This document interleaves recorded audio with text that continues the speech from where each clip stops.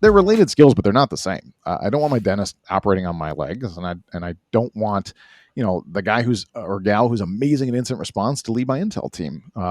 They're just different. They're associated but different.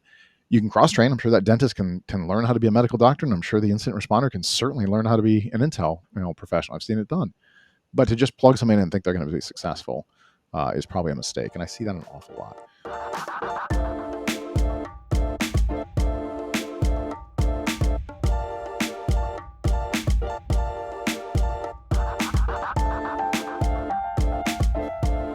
Welcome to NeedleStack, the podcast for professional online research. I'm your host, Matt Ashburn, and flip-flops are the only things that prevent me from using socks. And I'm Jeff Phillips, tech industry veteran and curious to a fault. Today, we continue our series on security operations centers, or SOCs, and cyber threat intelligence, also known as CTI, which brings us to our special guest. Today, we're joined by A.J. Nash. A.J. is the Vice President of Intelligence at ZeroFox, so we're super excited to have him here. A.J. has a background of nearly 20 years of service in the U.S. intelligence community, focusing on counterterrorism, tracking war criminals, disrupting human trafficking, and also reporting on threats in cyberspace. And that last bit is where we're going to focus on today. A.J. Nash, welcome to the show. Hey, thanks for having me. Really appreciate the opportunity. I didn't know I was going to be assaulted by Matt's sense of humor right off the bat, but we'll try to move on from that. Yes, no, I appreciate it. Thanks for having me. I'm looking forward to a good conversation today, guys. The NeedleStack sandals are actually available for sale on our website at authenticate.com/NeedleStack. I'm going to take a pass on those, but thanks. That's excellent. Nice. I assume I get them, as like a gift, right? For participating. All right, AJ, you followed what seems like a fairly common path in threat intelligence, albeit you have some very unique experiences. And what I mean by that is really that you transitioned from conducting threat intelligence in the government space into the private sector. Maybe can we start off by talk about what that journey looked like for you and how you came to focus on cyber intelligence? Yeah, absolutely. It's funny. You mentioned having an interesting journey. I don't know anybody who has a normal story, right? I don't know many people who have that linear, like, I just planned it out as a kid. I was going to do this, right? And I tend to be suspicious of those people. But yes, my story's nothing like that. I frittered around for a bit, joined the Air Force in my early 20s. I was going to be a police officer. That was the plan. And I was going to go to law school. And then through a series of tests, they said, no, you should be in intelligence, you should be a linguist, and all these things. And so they stroked my rather large ego as a young man. And so I went and did that. And so I was originally a cryptological linguist, not a good one. Anybody who ever went through class with me or saw me try to be a linguist knows I wasn't a good one. But I did go through the coursework and graduated and eventually made it to Fort Meade, Maryland. And we had an active war going on, which I was supporting, but we had plenty of linguists who were a lot better than I was. And we needed intel analysts, actually. So I ended up working in the analysis shop, which really fit my skill set a bit better, but put me in a really good position because I understood the language, I understood the culture, but now I was supporting active missions, collecting on that with intelligence support. So, and that started me down a path of intelligence analysis. So I did that in the Air Force for about 9.5 years, and then I was medically retired and went into defense contracting and continued to do intelligence work, originally counter IED work, some counterterrorism stuff.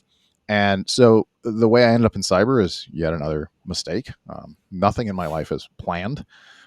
So I had a great job, but it was a long commute. And I was trying to get a job closer to home. And there was an opportunity to interview with a large contractor, and I did. And about 10 minutes into the interview, I stopped the interview and said, I think I'm in the wrong room. It's a big company. There could be other interviews. All we were talking about was math and operations research and computer science and things I didn't know anything about really comparatively. And I said, I might be in the wrong room. But it turns out I wasn't. They were looking for people like me. We had a team with brilliant minds already. They had all the mathematicians and operations researchers they needed, and they were developing this new concept of how to do analysis, how to apply intelligence analysis to cyber environment, how we have to change a little bit from the physical world. And what they needed was intel analysts who could apply the intelligence tradecraft we had and also say, hey, will this work? Will people use it? And so that's how I ended up in cyber, completely by accident. That program was originally known as Cyber Intelligence Preparation of the Battle Space, which became Cyber Intelligence Preparation of the Environment because the SecDef didn't want cyber to be considered a battle space.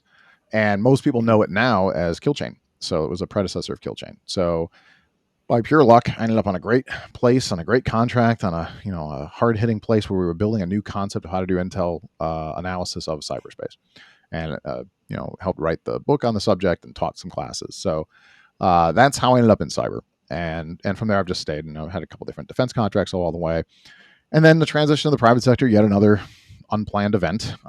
Like most people who spend a lot of time in the government space, a lot of us wanted to transition, but after you've been doing the work we did for 15, 20 years, you start to think that your value really comes down to your badge and your clearance and your degree and your experience, maybe. And a friend of mine convinced me to create an account on LinkedIn. I had no social media, and of course LinkedIn was compromised. It was announced the next day. It was prior to my joining, thankfully, but that Okay. that led to somebody reaching out to me and led to some recruitment and led to a transition to the private sector. So and then from there I've just continued. The goal has been to bring the knowledge of the government space into the private sector to try to build intelligence driven security, and that's been the journey since. So I've been in the private sector now for about 6 years. Love most minutes of it. Work with incredible people, especially now, but in general, I have been very, very lucky in my career. And so I this is where I am now. So it's a zigzag path. It certainly wasn't planned. The guy who was going to be a cop and a lawyer ended up being in cybersecurity, a long time down the road. So, AJ, with your experience, and as you said, you've written the book on the topic, right? What are some of the recurring themes that you've seen throughout the years that keep coming back to you and your experience? And what are some of those lessons that you think everybody needs to know? Yeah, in terms of cybersecurity in general, or cyber intelligence, or all of the above. I think all of the above. Yeah. Sure. Yeah, I mean, I think a couple of things I've learned, which are good and bad, I suppose. When I moved into the private sector, I recognized very quickly that what people in the intelligence community who are transitioning out, what we take for granted as common knowledge, is not. You come into an organization, say, okay, great, we're going to build this intelligence organization. Let's talk about intelligence requirements, and people look at you like you have a third head. It seemed common and basic, but it's not, as it turns out. So to help people understand what the intelligence cycle is, what planning and direction is, how to understand who your stakeholders are and what your intelligence requirements are and why that should drive your collections, is fundamental knowledge. So that was a learning experience for me. When I first moved in the private sector, I really thought, I'm going to do this for a couple of years, and then I don't know what I'm going to do the rest of my career because everybody's going to figure this stuff out. Well, it's a really, really big world, as everything you learn. And maturity takes a long time in large enterprises. And now I feel like I have a lot of job security for a long time to help folks do this, because there's a lot of growth to be had around the world. But yeah, those basic pieces I thought were important, and I was surprised to find out that people didn't know them. So working through that has been interesting and a good journey to have. And I guess the other piece is organizations that decide they want to go into intelligence a lot of times have a misunderstanding of what that means. So I was surprised to learn how often organizations go from, we don't have intel, to, okay, we're going to build an intel team, and then they immediately put somebody in charge of that team who has not got any intel background. And it makes sense now. I've been doing this a while and I get it, but it doesn't make sense at the same time, because it means people don't understand that this is a different career field. This is not something that is just plug and play. To me, it would be like if you have a fantastic dentist, they think's great and you trust them and they're brilliant and they're good at their work, and you go, I need leg surgery. Let me see if my dentist will do it for me. They're related skills, but they're not the same. I don't want my dentist operating on my legs, and I don't want the guy or gal who's amazing at incident response to lead my intel team. They're just different. They're associated but different. You can cross train. I'm sure that dentist can learn how to be a medical doctor, and I'm sure the incident responder can certainly learn how to be an intel professional. I've seen it done. But to just plug somebody in and think they're going to be successful is probably a mistake, and I see that an awful lot. That's a good point that you bring up there, and also the bit there about having intelligence requirements and being from the intel community. We take that for granted, right? These sort of foundational elements that, of course, you have to have intel requirements. That's what drives the whole collection and production cycle. Can you talk a bit about the role of the chief intelligence officer and sort of your views on that, and where should intelligence be, or threat intelligence be, within an organization, and how does it fit in? Yeah, thanks. I appreciate the plug. So I did write a magazine article on that like a year ago, and it's made the rounds and been republished a few times. So the chief intelligence officer, there's an article out there. Make Google. It's called "Rise of the CINO," the CINO. U.S. Cybersecurity Magazine published it originally. So what I've seen in organizations generally is a cycle that says, okay, we don't have intel at all. All right, great, we're going to have intel, and they pick somebody in the room to have that job. But once we get past that, then they bury the intel team almost always. Like it's in the SOC someplace. It's under defensive cyber operations usually. And so now you've taken somebody who may or may not be properly aligned for the position to begin with, and you've also buried them in a position where listen, wherever we are, wherever we work, you're going to serve the needs of the person right above you. Like that's just how life works. That's how it works in the military. It's how it works in the civilian world. It's how it works in government. You serve the needs of the person above you, and then they serve the next one up, and that's how the system works. So if you bury your intel team in the SOC under the director of defensive operations, whatever it might be, whatever that person needs is what you're going to be delivering. So it really is limiting what value you're going to get out of this. So what I had proffered was that we need to elevate where we put intelligence. So at a minimum, I think the intelligence team really, the intelligence leader should support to the CISO or the CSO. But ultimately, I believe needs to be reporting to the CEO. So the org chart I had proffered was essentially you have chief legal officer and chief intelligence officer are your conciliaries for the CEO, and then your other C-suites really kind of handle the business operation. And so the reason for that is to build an effective intelligence team for a large enterprise. It's going to be millions of dollars. There's really no way around it between the technologies and the accesses and the integrations and the people. It's in the seven figures for sure. But you can get just as much done, actually, you can get a lot more done and more value if you just elevate it. So if you're going to spend that money and you bury it in defensive cyber operations or bury it in the SOC, you're only going to answer SOC needs. But with the people you're going to hire and the technologies you're going to have and the accesses you'll have, if you elevate it up, you can also support insider threat. You can also support M&A. I talk a lot about how mergers and acquisitions really should be supported by an intelligence team. You can work with HR more. You can work with physical security. You can work with executive protection. There's a lot of areas where intelligence can really support the large enterprise for the same investment. So that's something I'd proffer. There's a whole paper on the subject. I'm a big believer in it. I've gotten some traction along the way, got some great feedback. Some academic institutions have talked to me a bit about it, and a couple large enterprises are considering the idea of really launching this. I can't name names, of course, but yeah, I'm a big believer in it. Now, I will tell you, I didn't invent this either. I don't want to take too much credit. This is essentially taking the government system of why they launched the DNI, the Director of National Intelligence, and applying that to the private sector. Eventually the government decided we need a single person who is over all the intelligence community, and that person reports to the president, and then everybody else, fits in underneath. And that's the same concept here. Is you need somebody who can have that single visibility of everything, apply it at the executive level to the CEO and to the board to make holistic decisions. It's also going to get into business intelligence, a lot of other pieces, and then you have subordinate groups that support all these different areas. Intelligence is a service; it is not a product. So it's a service. It's about communication. It's about understanding relationships. It's about intelligence requirements and delivering solutions that solve people's problems. But I'm a big believer that the higher organizations elevate this, again, assuming they've put the right person in that position, the more value they're going to get out of it. AJ, if we keep on that sort of that team organization and structure concept, and you mentioned the intelligence lifecycle, curious, what you look for in teams in terms of diversities of skill sets, or if someone can do it all. And what I'm thinking about is, there's the person that's going to go out and knows how to do the research collection. There's someone that's going to analyze that. It's got to be put together and distributed.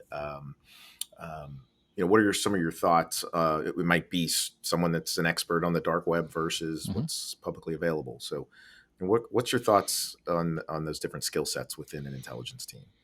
Yeah, it's a great question. So there's no one way to build a team, obviously. I've seen them built in a lot of different ways, but I will say I warn people, or I caution people against trying to find unicorns.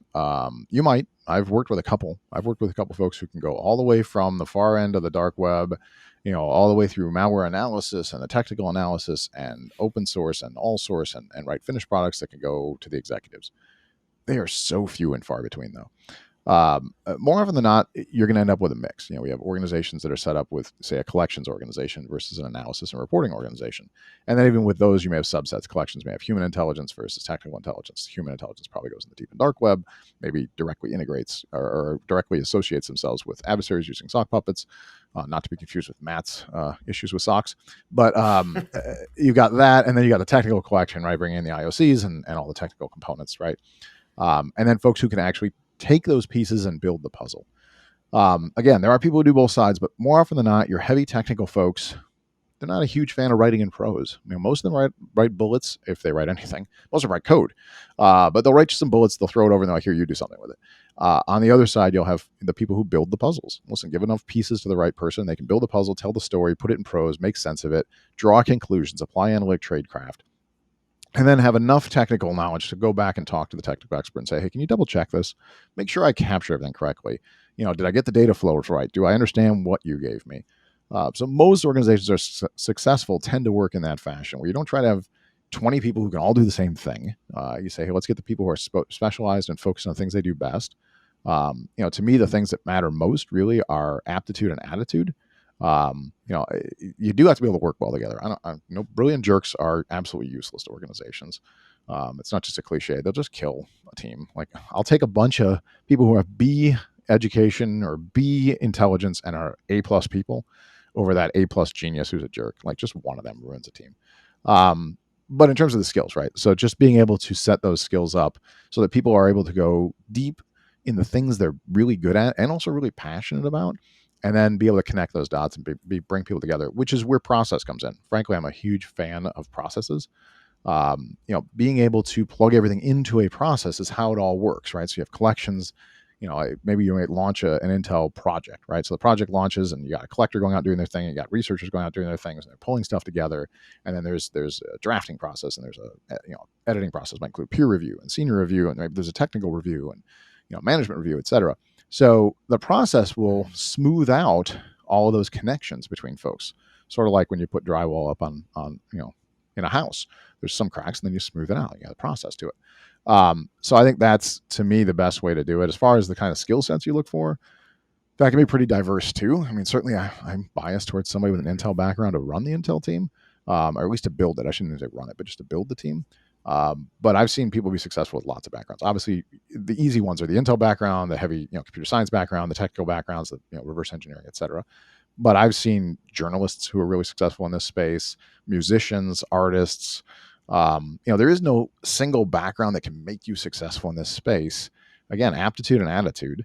But I do believe on the leadership side, as you build, I highly recommend starting with somebody with some significant Intel background, and preferably, if you're in a private sector and you're going to hire them, they've already had another private sector job. Let somebody else deal with the pain of transition from the government space. There's always some. If possible, if somebody else absorbed that and that person learned, things are different in the private sector than the government. Some places meetings consistently start 10 minutes late. It's okay. That's just how life works. That's how business goes. Things like that, right? It's good if you can build your own person, I would say, to hire somebody who cut their teeth someplace else and learned a little bit about cultural shift. That's a great thing to keep in mind. Are there any other tools or resources that you'd like to plug, or that you think people should be familiar with if they're looking to learn more about cyber intel or intel in general? Well, yeah, sure. I mean, I'd start with ZeroFox, but I'll come back to that one. So I think the things that I plug the most, frankly, are free, which is nice and useful. So we talk about intelligence. For those who don't have the background, I highly recommend Googling Intelligence Community Directive, ICD. ICD 203, 206, and 208 are the ones I would recommend people read.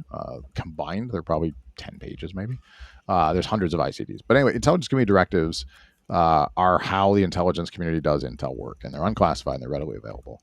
And those three documents alone would be really helpful. Frankly, we've made it easier at ZeroFox, where we just finished an analytic tradecraft and standards paper that we're publishing, which is essentially 203, 6, and 8. They're well sourced, brought into private sector, so people can also just download that and save themselves the trouble looking for it. If you really want to go deeper into how the government does things, Joint Publication 2-0, also readily available. It's sort of the Bible of intelligence. So to learn how intel is done in the government sense, those are really important. As far as tools, and things of that nature, yes, I work for a great company. ZeroFox is fantastic. So certainly, our platform is great. If you're interested in, if you have concerns with social media monitoring, brand protection, physical security, executive protection, deep and dark web, our dark ops team is amazing. Finished intelligence, IOCs, really across the board. I'm a huge fan. I have to admit, I was a customer of ZeroFox. Then I was a partner of ZeroFox, and now I work at ZeroFox. So I've seen the company grow from very, very tiny to where we are today. A huge fan of the company. So, I think that's probably, as far as a product or service, that's the one I would say to recommend, because I'm here, of course, but I happen to believe in it. I wouldn't have joined the company otherwise. Anybody who knows me knows I'm not much of a shill or a company man usually. I've been with the company now for about 9 months, and yeah, I'm just amazed by the talent. Well, the key question though, AJ, is how's the commute? Was the commute okay? I mean, that was one of I the don't have a original commute. drivers. You don't have Yeah, a I don't commute. have a That's commute. true. It's You're from home. fantastic. I That's fantastic. ideally, yeah, it's funny. So my transition even to ZeroFox was also unintended. Somebody reached out to me. We had a conversation. I actually thought we were going to talk partnership at first. I didn't realize there might be an opportunity.